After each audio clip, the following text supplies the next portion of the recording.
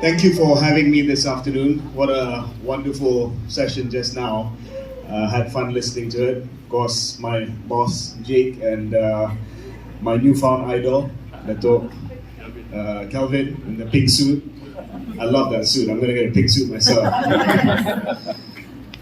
I have been asked to speak a little bit about what I know on communications and public relations. I know that there is a lot of talk in your industry about accreditation, about potentially regulation, and these are some of the hot topic items that you've been discussing as an industry.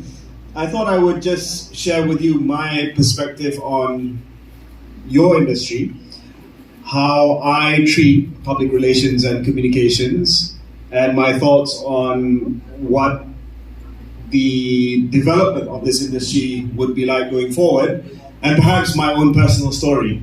I was asked 3 days before nomination to go to a new place, somewhere that I've never been to before. I had to reverse a deficit of 26,000 in 2 weeks. I managed to get it down to 2,000, but not enough. Not enough. I still lost. And I didn't know what to do with my life. And Jake and his friends came calling, said, "You want to be a radio DJ?" I thought it was a joke. I still do sometimes. But I said, okay. I started a podcast with Sharil, a friend. It's called Keluar Sekejap. We started the podcast to slag off Zahid, but now it's turned out to be a business, so it's nice. So you don't know where life's turns will take you. But I thought it was important to be authentic, if not relatable. And I want to talk to you about this TikTok dance that I'm subjected to almost on a weekly basis. I'm not a natural dancer. I mean, I was a minister, for goodness sake. And so I can't say that that's authentic.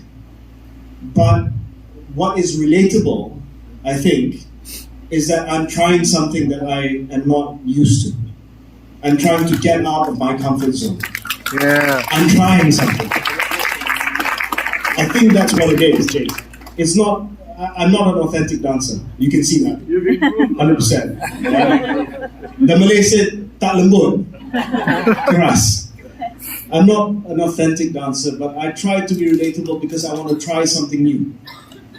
I want to try something new in the face of adversity. Because I know some people have to do that. You have to take a turn in your career, learn something, do something else that's uncomfortable. Not just in your career, but in your lives. And I wanted to do that. I don't want to trivialize it by saying mine is dancing, but that's, guys, come on, I was a minister. Now I am devoid of any dignity. So you have to be relatable for the message to go through. Broadcaster, podcaster, DJ, you're modeling baju Melayu, you're becoming an ambassador for drinks, zero sugar, by the way. You're not a person anymore. You're a brand. You've become a brand. So where do you go with this brand? So I thought long and hard about this, about my situation in life right now, that I've become this brand. And I am overwhelmed by a lot of questions which I cannot answer, because I've never regarded myself as a brand. Because as a brand, what do I stand for?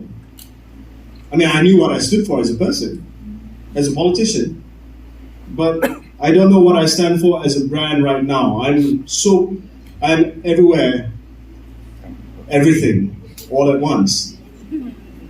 What are my values? What is my true north? What is my mission? How much is my brand worth? I don't know. Because I get competing quotes. And sometimes they're so different. So I don't know what I'm worth. I know Jake doesn't pay me enough. That much I know. That much I know, Jake.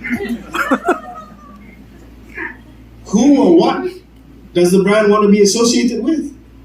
I mean, I get offers all the time. I have to be so careful because, right now you don't know what brand is halal, kosher, what brand isn't. Now I'm very mindful about this, and I'm very, very careful not to get carried away because these things can come back to haunt you. Especially this turn in my life where I've decided to become very public. If there's anything that I've learned from the diesel subsidy rationalization, is that all videos can come back to haunt you. And I've made a lot of videos in the last year.